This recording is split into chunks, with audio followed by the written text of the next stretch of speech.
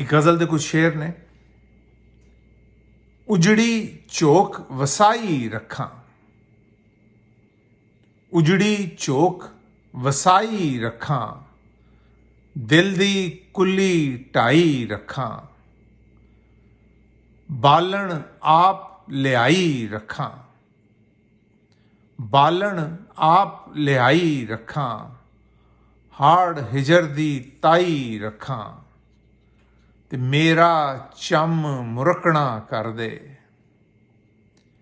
मेरा चम मुरकना कर दे,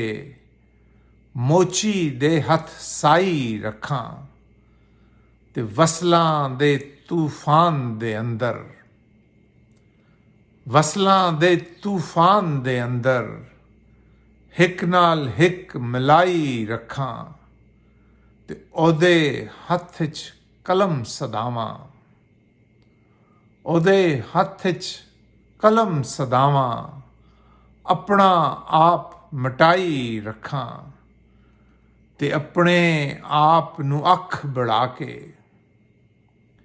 अपने आप नू अख बढ़ा के दीद द कज्जल लाई रखां, ते अंदर गरम फवारे फुटण, अंदर गरम फवारे फुटण, हत्थां विच हथ पाई रखां।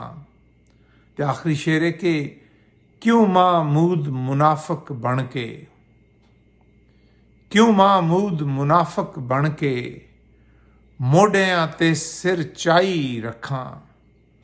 उजड़ी चोक वसाई रखां, दिल दी कुली ढाई रखां।